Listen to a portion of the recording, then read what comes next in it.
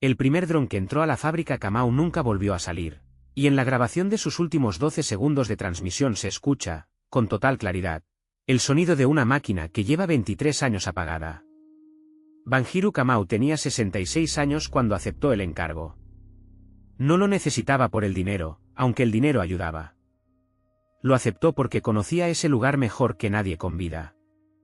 Había trabajado allí 4 décadas atrás, cuando la planta textil Meridiano todavía cosía uniformes para media región, antes de que la maquinaria automatizada de nueva generación volviera obsoletos a los últimos operarios humanos, y el edificio quedara cerrado, sellado, olvidado entre la maleza y el óxido en las afueras de la ciudad. La empresa de reciclaje de metales que la había comprado necesitaba a alguien que conociera los planos originales, alguien capaz de guiar a un equipo de inspección antes de enviar las máquinas de demolición. Banjiro firmó el contrato sin pensarlo demasiado. Necesitaba caminar de nuevo por esos pasillos. Necesitaba, aunque no lo dijera en voz alta, entender qué le había pasado a su hermana menor, Njeri, que desapareció en ese mismo edificio en 1998 y de la que jamás se encontró rastro. Llegó una tarde de cielo plomizo, con el aire cargado de humedad y ese olor particular a metal viejo mezclado con tierra mojada. La fábrica se alzaba como un animal dormido, con las ventanas rotas mirando hacia la nada y una cerca perimetral que la empresa apenas había reparado. El dron de reconocimiento, un aparato pequeño con 4 rotores y una cámara térmica, ya estaba listo sobre el capó del vehículo todoterreno cuando ella bajó. El técnico que la acompañaba, un joven llamado Peter, revisaba los controles con nerviosismo evidente. El anterior equipo mandó un dron la semana pasada, dijo él, sin levantar la vista de la pantalla. No volvió. Se cortó la señal a los 3 minutos. Banjiro miró hacia las chimeneas oxidadas que se recortaban contra el atardecer. Recordaba ese lugar lleno de vida, de voces, del zumbido constante de cientos de máquinas de coser trabajando al unísono. Ahora solo había silencio, un silencio espeso, casi físico, que parecía tragarse cualquier sonido que uno intentara hacer. Entraron por el portón lateral, el mismo que ella usaba hace tantos años para llegar a su turno de noche. El interior olía a humedad, a polvo acumulado durante décadas, a algo metálico que no lograba identificar del todo. Las máquinas de coser industriales, hileras enteras de ellas, seguían allí, cubiertas de óxido, con los hilos podridos colgando como telarañas grises. La luz de sus linternas dibujaba sombras alargadas que se movían de forma extraña sobre las paredes descascaradas. Peter lanzó el segundo dron desde el patio central. Esta vez tenía instrucciones de mantenerse cerca, de no adentrarse más allá del sector de calderas. La imagen en la pantalla portátil mostraba pasillos vacíos, máquinas inmóviles, el polvo suspendido en el aire como una neblina fina. Entonces el dron llegó a la nave 3. Banjiro sintió que el estómago se le encogía al ver ese nombre en la pantalla. La nave 3 era donde trabajaba Njeri. Era donde su hermana operaba la máquina número 13, una máquina de coser industrial que, según los registros de la empresa, jamás había sido retirada del edificio. En la pantalla, la máquina 13 aparecía como todas las demás, oxidada, silenciosa, cubierta de polvo. Pero el dron, por alguna razón que Peter no supo explicar, se detuvo justo frente a ella y no quiso avanzar más. Es raro, murmuró él, tocando los controles. No responde. Como si algo interfiriera la señal. Y entonces la pantalla mostró algo que ninguno de los dos esperaba. La aguja de la máquina 13 se movió. Un solo golpe, seco, metálico, como si alguien la hubiera pisado con el pedal. La transmisión se cortó. Banjiro se quedó mirando la pantalla en negro durante varios segundos, sintiendo como el frío de la tarde se le metía en los huesos de una manera que no tenía nada que ver con la temperatura. Pudo ser un problema eléctrico residual, dijo Peter, aunque su voz sonaba menos convencida de lo que pretendía. A veces quedan cargas estáticas en maquinaria vieja. Banjiro no respondió. Llevaba 40 años sin pisar ese edificio y en 40 años jamás había dejado de pensar en el sonido que su hermana describió la última vez que hablaron, la noche antes de desaparecer. Njeri le había dicho, con una voz extraña, que la máquina 13 cosía sola durante los turnos de la madrugada. Que nadie la tocaba y aún así avanzaba. Que a veces, si te quedabas mirando demasiado tiempo, la tela que salía de ella no era tela de uniforme, sino algo distinto, algo que no lograba describir sin que le temblara la voz. Banjiro pensó entonces que su hermana estaba exhausta, sobrecargada de turnos dobles, alucinando por el cansancio. Ahora, 40 años después, con esa imagen fresca en la retina, ya no estaba tan segura. Decidieron entrar ellos mismos. Avanzaron por los pasillos con las linternas encendidas, el haz de luz temblando levemente por el pulso nervioso de ambos. El suelo crujía bajo sus botas, un sonido húmedo y orgánico que no encajaba con el metal ni el cemento. El aire se volvía más denso a medida que se acercaban a la nave 3, como si el ambiente mismo se resistiera a dejarlos avanzar. Cuando llegaron, encontraron el dron caído en el suelo, con las hélices dobladas hacia adentro, como si algo lo hubiese aplastado con una fuerza controlada, precisa, casi quirúrgica. Y la máquina 13 los esperaba en silencio, exactamente igual a como Banjiro la recordaba. La misma carcasa verde oscuro, el mismo pedal desgastado, la misma placa metálica con el número 13 grabado en relieve. Peter se acercó a examinarla con una linterna. Banjiro se quedó unos pasos atrás, incapaz de moverse, sintiendo que el aire mismo se había vuelto más pesado, más frío, cargado de una expectativa que no sabía nombrar. Aquí no hay corriente, dijo Peter. La línea eléctrica de todo el sector fue cortada hace años. Entonces, sin que nadie tocara nada, el pedal se hundió. Un golpe. 2 golpes. La aguja subió y bajó con un ritmo mecánico perfecto, como si unas manos invisibles operaran la máquina con la destreza de años de práctica. El ruido llenó la nave entera, rebotando contra las paredes de metal oxidado.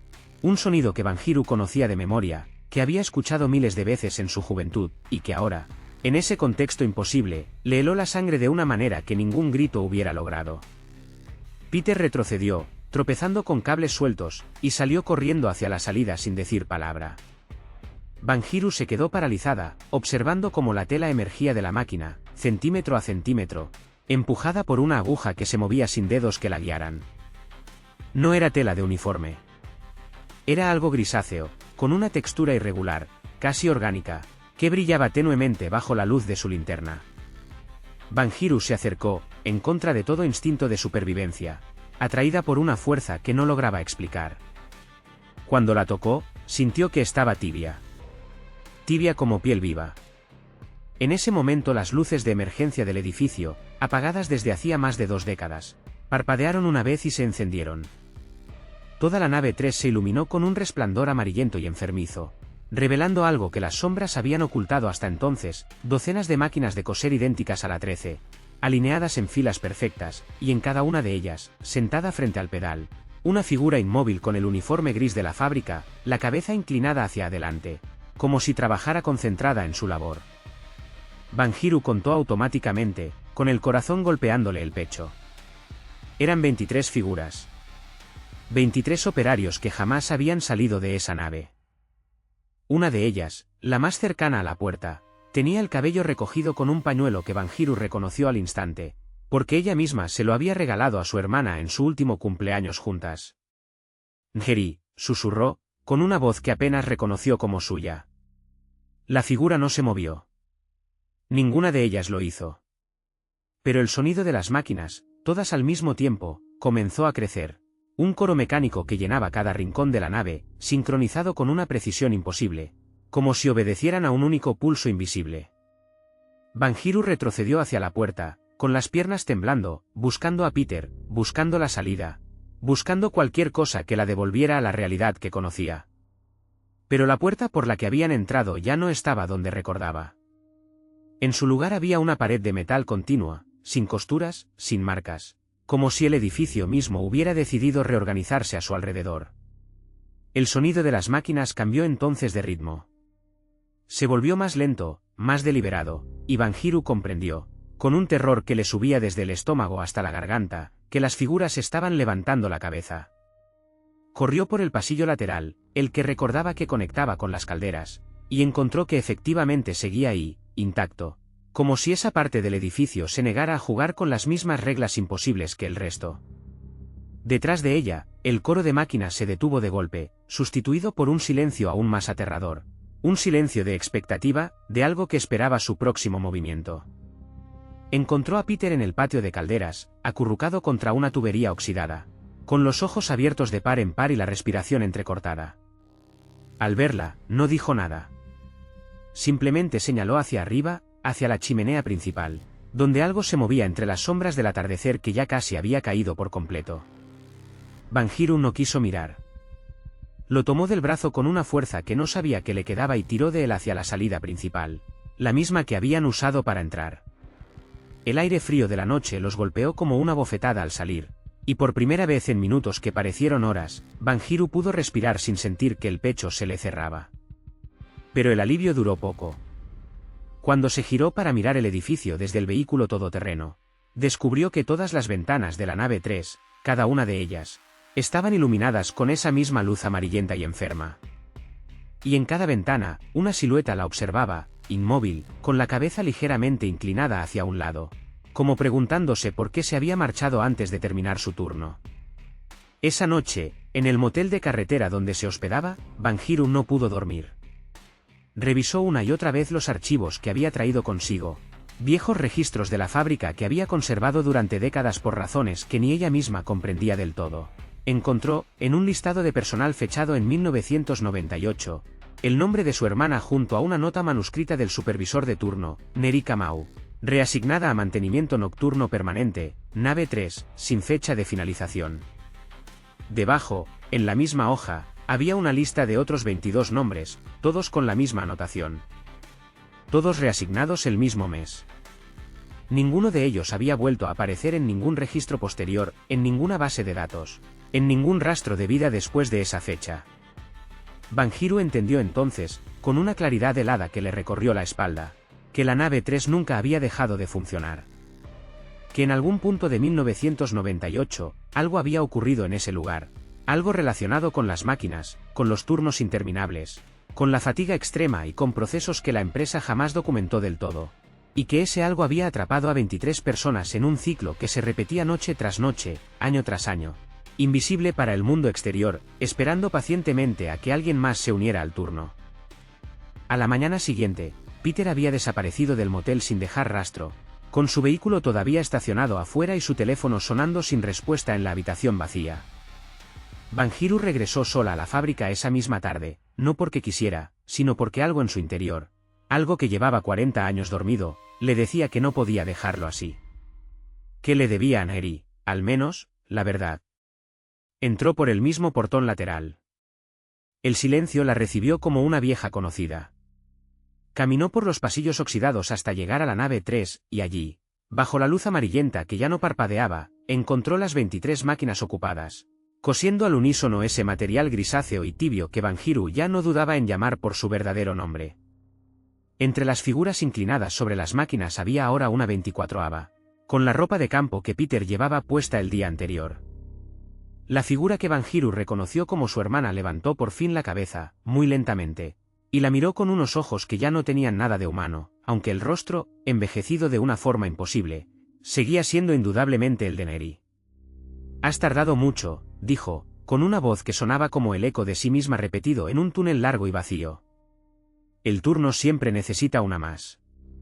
Banjiro quiso correr, quiso gritar, quiso hacer cualquier cosa que la sacara de esa nave, pero sus piernas ya no le obedecían, y sintió, con un horror que le paralizó cada músculo del cuerpo, que sus propios pies avanzaban hacia la única máquina vacía de toda la fila, la que llevaba el número 14 grabado en una placa que antes, estaba segura, no había estado allí. Se sentó. No pudo evitarlo. Su cuerpo se movía por sí solo, como si ya perteneciera a ese lugar desde mucho antes de haber cruzado la puerta. Sus manos encontraron la tela por sí solas, tibia, viva, esperando ser cosida, y su pie, sin que ella lo ordenara, comenzó a presionar el pedal con un ritmo constante, perfecto. El mismo ritmo que había aprendido 40 años atrás y que jamás, hasta ese momento, había olvidado del todo.